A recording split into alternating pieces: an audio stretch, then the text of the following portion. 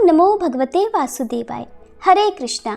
भाद्रपद मास के कृष्ण पक्ष की एकादशी अजा नाम से प्रसिद्ध है और इस एकादशी को अन्नदा एकादशी भी कहते हैं। अजा एकादशी व्रत से जीव के जन्म जन्मांतरों के सभी पाप नष्ट हो जाते हैं, वहीं उनके संताप मिटने से भाग्य भी उदय हो जाता है। जिस कामना से कोई भी ये व्रत करता है उसकी वह सभी मनोकामनाएं भगवान विष्णु की कृपा से तुरंत ही पूरी हो जाती हैं। इस दिन भगवान विष्णु के उपेंद्र रूप की विधिवत पूजा की जाती है। भगवान विष्णु सर्वशक्तिमान और सर्वव्यापक है और बिना मांगे ही अपने भक्त की सारी स्थिति को जानकर उसके सभी कष्टों और चिंताओं को मिटा देते हैं। जो भक्त केवल भगवान की भक्ति ही सच्चे भाव से करते हैं उन पर भगवान वैसी ही कृपा करते हैं जैसे अपने मित्र सुदामा को उन्होंने बिना कुछ कहे ही सब कुछ दे डाला था। इसलिए भगवान से उनकी सेवा मांगने वाले भक्त सदा सुखी और प्रसन्न रहते हैं। प्रिय भक्तों, आज सभी पापों का नाश करने वाली और भाग्योदय कराने वाली इस पुण्यदायी कथा का श्रवण आप सभी करने वाले हैं। अपने मन में भगवान श्री हरि का ध्यान करके आज एकादशी व्रत कथा का श्रवण आप सच्चे मन से अवश्य कीजिएगा। कथा समाप्ति पर कमेंट बॉक्स में हरे कृष्णा लिखना मत भूलिएगा। भगवान श्री कृष्ण धर्मराज युधिष्ठिर को धर्म का ज्ञान देते रहते हैं और समय समय पर आने वाली सभी एकादशियों का महात्म्य भी बताते रहते हैं। ऐसे ही एक बार धर्मराज युधिष्ठिर ने भगवान श्री कृष्ण से पूछा, हे जनार्दन, अब मैं ये सुनना चाहता हूँ कि भाद्रपद मास के कृष्ण पक्ष में कौन सी एकादशी होती है, कृपया बताइए। तब भगवान श्री कृष्ण बोले, राजन, एकाग्रचित्त होकर सुनो। भाद्रपद मास के कृष्ण पक्ष की एकादशी का नाम अजा है।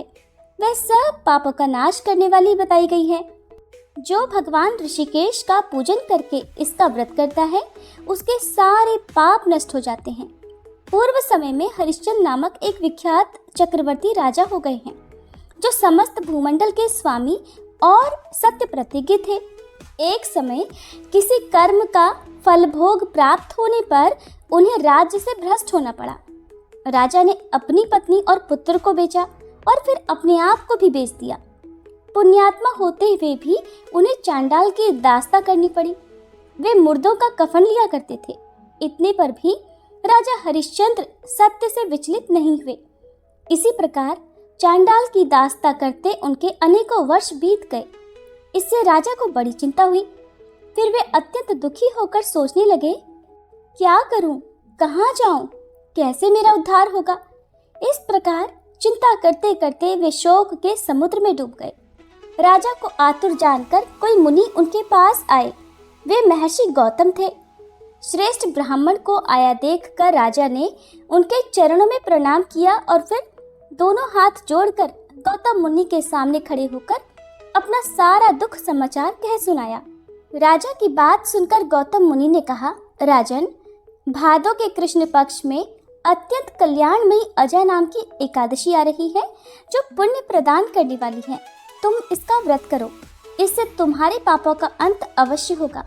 तुम्हारे भाग्य से आज के 7वें दिन एकादशी है। उस दिन उपवास करके रात में जागरण करना, तुम्हारा कल्याण होगा। ऐसा कहकर गौतम ऋषि वहां से चले गए। फिर 7 दिन बाद राजा हरिश्चंद्र ने अजा एकादशी का व्रत रखा और विधि पूर्वक व्रत का अनुष्ठान किया। उस व्रत के प्रभाव से राजा सभी दुखों से पार हो गए। उन्हें पत्नी का सन्निधान और पुत्र का जीवन फिर से मिल गया। भगवान विष्णु की कृपा से उनके समस्त पाप भी नष्ट हो गए और उन्हें सभी दुखों से मुक्ति मिल गई। तब आकाश में दुंदुभियां बजने लगी, देवलोक से पुष्पों की वर्षा होने लगी।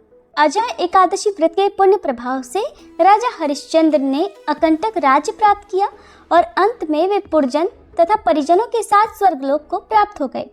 भगवान श्री कृष्ण कहते हैं, हे राजा युधिष्ठिर, जो मनुष्य ऐसा व्रत करते हैं वे सब पापों से मुक्त होकर अंत में स्वर्गलोक को जाते हैं। और जो भी भक्त अजा एकादशी के दिन इस कथा को पढ़ते अथवा सुनते हैं उन्हें अश्वमेध यज्ञ का फल प्राप्त होता है। ये थी अजा एकादशी व्रत कथा। प्रिय भक्तजनों, आज के दिन भगवान विष्णु की कथा लीलाओं का श्रवण जितना अधिक किया जाए उतनी ही भगवान विष्णु की कृपा प्राप्त होती है। तो अब आपको ऐसी ही एक कथा का श्रवण कराते हैं, जिसे सुनने के बाद आप भी भगवान विष्णु के प्रति और समर्पित हो जाएंगे। एक बार की बात है, एक बार भगवान श्री विष्णु अपने वाहन श्री गरुड़ जी पर सवार होकर कैलाश पर्वत पर जा रहे थे। जाते समय मार्ग में गरुड़ जी ने देखा कि एक ही द्वार पर 2 बारातें ठहरी हुई थी। ये बात उनकी समझ में नहीं आई।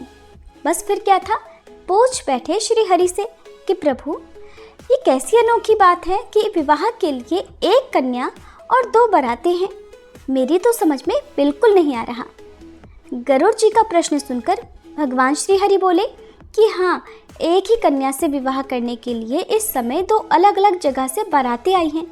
एक बारात पिता द्वारा पसंद किए गए लड़के की है और दूसरी माँ द्वारा पसंद किए गए लड़के की है।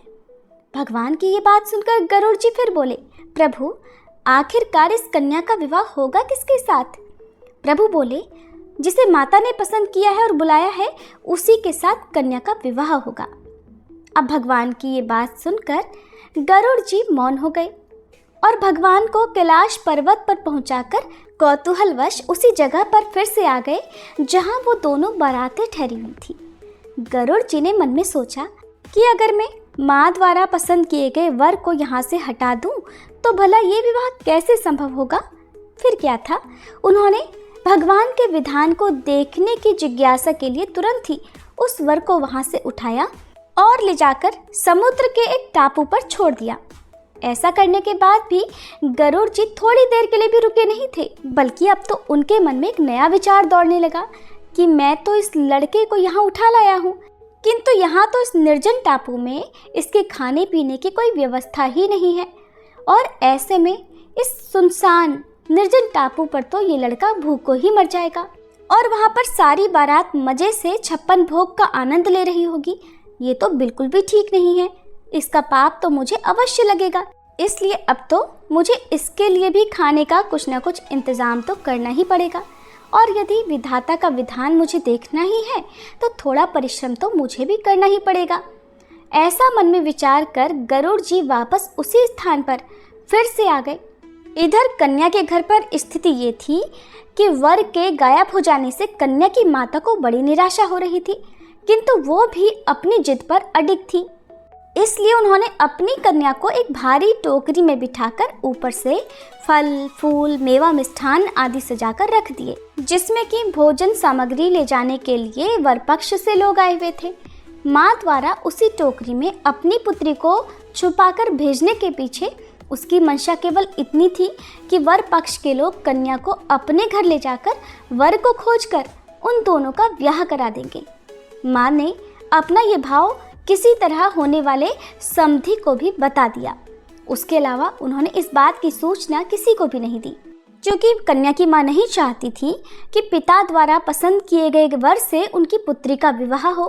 अब संयोग की बात तो देखिए, आंगन में रखी उसी टोकरी को जिसमें कन्या की माँ ने तरह तरह के फल मेवा मिष्ठान आदि से भरकर अपनी कन्या को छुपाया था, गरुड़ जी ने उसे भरा देखा तो उठाया और लेकर उड़ चले।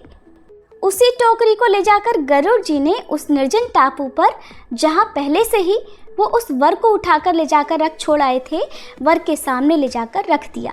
इधर भूख के मारे व्याकुल हो रहे वर ने जैसे ही अपने सामने खाने पीने की तमाम तरह की चीज़ें देखी तो वह भूख से व्याकुल हो उठा और एक बाज की तरह उस खाने पीने की वस्तुओं पर झपटा। उसने टोकरी से जैसे ही खाने के लिए फल मिठाई आदि निकालना शुरू किया तो क्या देखा कि उसमें तो 16 श्रृंगार किए हुए वही युवती बैठी हुई है जिससे कि उसका विवाह होना था। अब तो ये सब देखकर गरुड़ जी हैरान रह गए।